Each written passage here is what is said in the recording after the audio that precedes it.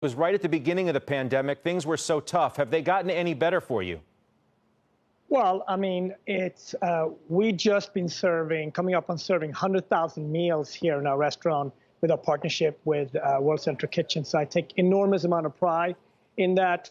You know, I want to thank my team and everybody here in the community that stepped up. But you know, it's very, very tough. The pandemic, it's been the toughest thing that ever happened to our industry, and it's projected that 50% of the restaurants in urban communities are not even going to come back because, as you know, urban America, we just have a tougher scenario in terms of, you know, the pandemic stays longer here than it does in Western America for many different reasons.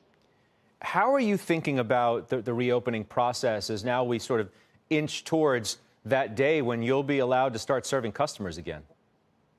Yeah, so we do this in phases as well. So actually this week we started to open our takeout, which is a big step for us. Just to, you know, we've been so focused on the pandemic and serving the community.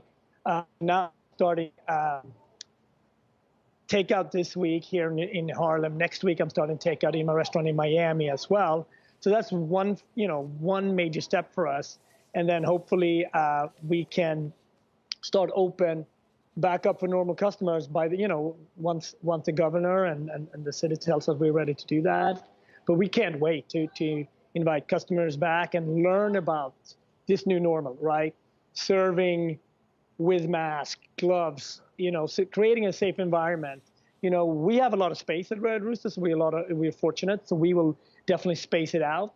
But operating a restaurant with 40% revenue is very, very tough in an industry that on a good restaurant probably maybe has 7 to 8% profit. So imagine that 93% of all the revenue that comes in, you already goes back into the business.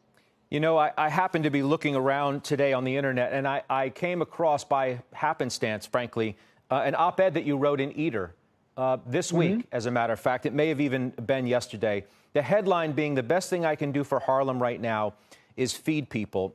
And I want to talk to you about a couple different things here. But first, I'd like to hit into what the restaurant is going to be like when you get back to business. And you touched on it a bit, but I do want to quote from what you wrote and get your reaction to it. You said, 3 months into the pandemic, people are tired and scared of working and of not working. We've got gloves and masks on, but the fear is there. My cooks have families to go home to. But everybody knows that we have to stand together or we're all going to fall apart. Tell me about those words. Well, I mean, we've never been through this as a community, right? There was no guidelines for this. You know, if it comes back, we know at least how to deal with it, right? So that's why, you know, hats off to the teams here that, you know, restaurant workers, all 12 million of us in this country, we are first responders. We were the one that responded to this and served in our community. We figured it out as we went along.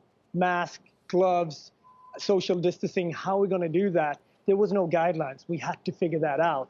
And the new normal for us is to keep that and create a safe environment. But most restaurants, this is a slim margin industry. And to do it in 40, 50% of revenue base, it's going to be very, very tough. You know, Red Rooster is a very layered experience. There's music, there's 2 bars, there's, you know, 180 staff. I can't bring everybody back. You know, if I can bring 30, 40, 50% back, and then, you know, that's probably the new normal for me. But it's very, very tough. It's a very, very tough thing for us. I also want to talk about the bigger issue that we've all been thinking about more acutely, certainly in the last couple of weeks following the murder of George Floyd. You spoke at the peaceful protest in Harlem. You've been thinking about the issue of inequality for years. You've literally, quite literally, been serving the underserved for many years. Tell me what this issue means to you. Well, thank you for that question. It means everything. You know, I'm a Black immigrant coming to this country because of diversity. America is such a beacon of hope to the rest of the world, but we have a blind spot when it comes to race. This is 400 years in making between, you know, African Americans couldn't get bank loans. We couldn't get jobs. There's been bias against us forever. So, you know, we are going through the toughest time as a country right now, but also one of the most important times. This conversation that we're having right now as a nation is well overdue. And the police brutality that's been happening in communities such as mine here in Harlem or in Overtown in Miami or in Newark or Detroit, the only difference now is that people, can now, with smartphones, it's all on social media, so the truth is out. So I'm so proud of my community in terms of the marches and that we've had here. They're all been peaceful, and they've been led by community leaders.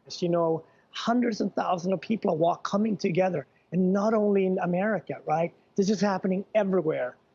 Israel, Palestine, Copenhagen, Stockholm, they're all hearing that American, African-American culture is changing in America, and this speaks to marginalized people all over the world.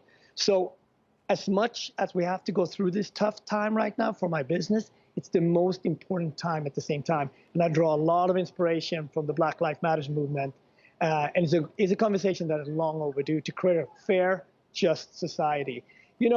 In urban America, COVID will stay. There's two viruses going on in America right now.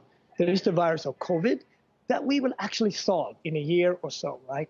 But the virus of racism has been with us for too long. I know we can do better as a nation, as people. I also want to make sure people know, but before we go, you say in this article that I quoted from earlier that you were able to rehire employees at all of your restaurants, and that at the restaurant in Newark, you pay $20 an hour. That's almost double the minimum wage in New Jersey of $11, because we know essential workers deserve higher pay while putting their health on the line. When people wonder why Black and brown people, why COVID stays longer, well, most of our jobs in African-American and brown communities, we don't have jobs that we can do from home. So these chefs and the people in the restaurant community are actually first responders. So I felt it was our duty to pay more because they're actually providing for their family in the toughest time. And, it's very important to acknowledge, America was kept together over the last 3 months by immigrants, by healthcare workers, by chefs, the people that deliver your food from the deli. And a lot of them are on minimum wage. We can't do that. We have a healthcare issue that we got to figure out. And we have, we can't ask people to work on minimum wage and then save the country at the same time. It's not fair.